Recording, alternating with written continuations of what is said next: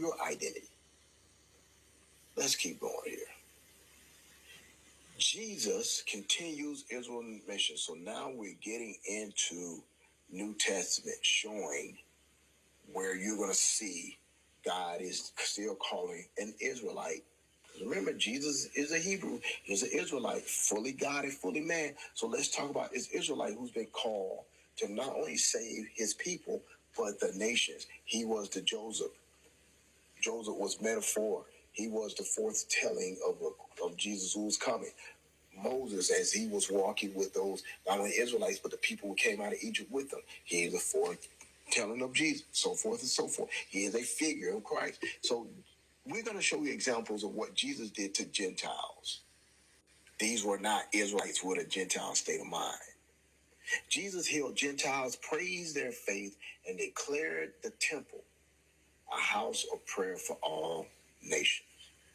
Let's get it in. We're in the New Testament now. Matthew 8, 5 and 13. Jesus heals the Roman centurion servant. How many times y'all heard them say that, some of these Israelites became traitors and they were Roman soldiers, like the centurion asked. They loved saying that was an Israelite and try everything in their power to prove that was an Israelite. No, it wasn't. No, it wasn't. Because if that's the case, then Peter wouldn't have no problem going to that Israelite's house. Or he was an Israelite with a Gentile sitting there. Stop, man, stop. See, I'm going to tell you what the problem is with these apologists. These apologists, they do not know biblical history. That's it, point blank. They do not understand the history behind the scriptures. Welcome to another edition of When Christians Post Scriptures but don't know what the hell they talking about. Now, let's talk about Cornelius. He was a Roman centurion.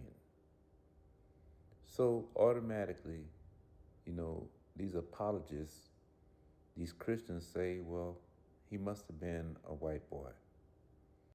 But let's think about it, because we have many Israelites, many blacks, Hispanics, and Native people serving today in the military. The white man's military, the United States military. You see? So if I say he's a United States soldier, you automatically going to conclude that he must be a white boy. Okay? Then Reginald says that, why would Peter have a problem, you know, speaking with Cornelius, going into Cornelius's house, into his domicile, you see, if he was a Jew. You see, once again, they don't understand the history. See, they don't understand the history of how Northern Kingdom went into idolatry. They went into all these different religions, that the Gentiles were doing. They were eating swine's flesh. They were keeping pagan holidays, just like most of our people today do. You see, so the Jews who were keeping commandments, they stayed away from these people. They were calling them Gentiles. So this Bible, y'all, this is a living book because there is nothing new under the sun. So the Gentiles, the Israelites, black folk that were not keeping God's laws, they were into idolatry, they were into pagan worship. They were keeping Christmas. They didn't call it Christmas then, but they were doing the same thing, chopping trees out of the forest and bowing down to it. You see, they were doing all these things. They were worshiping Diana, the goddess Diana, making statues, to Diana and worshiping the sun. You see, they were doing all these things. So fast forward to 2025. You see, our brothers in the Christian church, when they go to church on Sundays, they got the holidays are coming up. They about to, have a feast, to commemorate the slaughter of their brothers, the Native Americans. You see, the tribe of Gad. You see, and then what they gonna do after that? They're gonna have the two Christmas trees, one on each side of the altar. You know, in the Baptist church. The Martin Luther King Baptist Church. They're gonna have two Christmas trees up there, and they're gonna have a white Jesus in a manger. You see, they worship these things. They walk around on 4th of July with a flag T-shirt on, talking about Happy 4th of July. When their brothers are getting shot in the back 15 times by the police. You see, they taking away all your civil rights. They taking away Black History Month. You see the nonsense. So the Christians of of Christ's time, the Messiah's time, we were calling them Gentiles. You see, that's the same thing. Nothing new under the sun.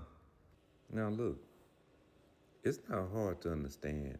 You know, in the New Testament, it's not hard to understand the New Testament if you understand the history of what's going on in the Old Testament.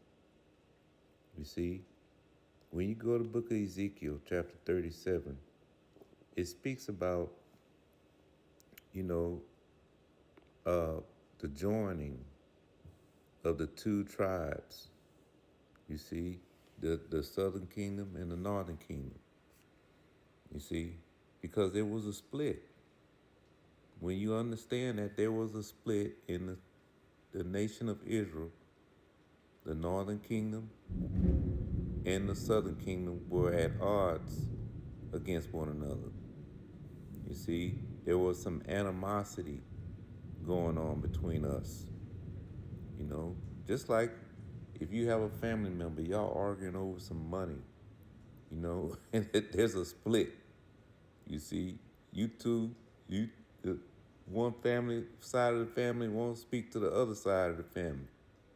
When you go in the restaurant and you see a family member in there, you know, you're gonna turn around and leave. But Mr. Reginald Wells, he don't understand that. Why would Peter, you know, have a issue going in and talking to this Northern Kingdom brother? It's just common sense, y'all. That's all it is. So when you go to the book of Ezekiel, chapter 37, it says, I'm going to start reading here, verse 15. The word of the Lord Yahweh came again unto me, saying, Moreover, thou son of man, take thee one stick, and write upon it for Judah and for the children of Israel his companions. Then take another stick, and write upon it for Joseph, the stick of Ephraim, northern kingdom, and for all the house of Israel his companions, and join them one to another into one stick, and they shall become one in thine hand. See that? So this whole book is talking about Israelites. It has nothing to do with the other nations. The word Israel is mentioned over 2,200 times in this book, but apologists want to make this book all inclusive. It means everyone. This whole book is speaking about the 12 tribes of Israel uh, uh, falling out of their rulership because of their sin, for breaking God's laws and coming back, into the fold. That is the law. That is the lost sheep of another fold that Christ was talking about. You see, that was the whole mission. to join these two tribes, these two nations back together. All right, let's go to the book of Amos, chapter 10. Let's start at verse 11. In that day will I raise up the tabernacle of David that is fallen, and close up the breaches thereof. See that? Close up the breaches thereof. That has been the goal all along, is to get these two families back together. You see, to stop the arguing and the bickering amongst us. That was the whole purpose. You see, that is the whole storyline of this whole Bible. It has nothing to do. It has nothing to do with all the others. Nothing. When are apologists going to realize that? Or maybe they realize it, but they just don't want to say it. They don't want it to be true. They boo-hooing and crying. Why would Israelites use this Bible to say, no one else is getting saved except blacks and Hispanic people? You know, shut up. This is what the Bible says. This is what the Most High says. It don't matter about what your feelings are. You see? So the whole mission is to close up the breaches thereof, and I will raise up his ruins, and I will build it as in the days of old. See, it's going to be a beautiful thing when both Northern Kingdom and Southern Kingdom, the nation of Israel, repent together, and get on them chariots and go back to our homeland. It's going to be a beautiful thing. You see, look at verse 12. That they may possess the remnant of Edom and all the heathen which are called by my name. All those ones that's calling themselves by our name, Israel, them Ish people, we're going to possess them. You see, we're going to possess all the nations, as it says in Revelations 2:26. You see, so that is the whole mission. This Bible is an Israelite Bible for blacks and Hispanic people. This is our book. All right, we're in the book of Acts, chapter 13. Let's go to verse 46. It says, Then Paul and Barnabas waxed bold and said, It was necessary that the word of Yahweh should first have been spoken to you. But seeing ye put it from you, and judge yourselves unworthy of everlasting life, lo, we turn to the Gentiles. So Paul and Barnabas were speaking to the southern kingdom, Judah, Benjamin, and Levi. And now he says, we turn to the Gentiles. Where did they get that from? Let's go to the book of Zechariah, chapter 12. All right, we're in the book of Zechariah, chapter 12. So you might think, like, what do all these precepts have to do with Cornelius? You see, if you know anything about algebra, if you know the first part of the equation and the last part of the equation, then everything in between should make sense to you. You see, no one can tell you X plus Y is Z. No one can change what Y equals to if you know what X and Z is. You see, if you know what's going on in the Old Testament and you know what happens in Revelations, the elect, you see the 12,000 from each tribe. You see the Revelation 21 where There's 12 gates. You see, in Daniel where it says that the Israelites will possess the kingdom.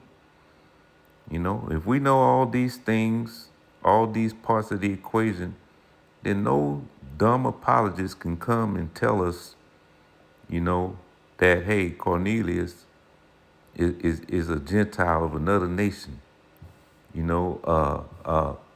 All the Gentiles spoken of in the New Testament are the other people. You see, the white man and all the rest of them. No one can trip you up. So when we go to the book of Zechariah, it's talking about the same thing that I just read in Acts 13:46. Paul and Barnabas were speaking to the north, the southern kingdom first. Just like it says right here. Zechariah chapter 12, verse 7. The Lord also shall save the tents of Judah first. You see, they were speaking to Judah first, all the Jews, that the glory of the house of David and the glory of the inhabitants of Jerusalem, the northern kingdom, the Gentiles, do not magnify themselves against Judah. See that? So it's just redundant, man. This Bible is redundant. If you understand the Old Testament, it's easy to understand that Cornelius can't be someone of another nation. He can't be. Because the whole mission from the beginning was to close up the breaches. You see, as it said in Amos chapter 10, close up the breaches. As it said in Ezekiel 37, you see, put those two sticks together so that they be one stick.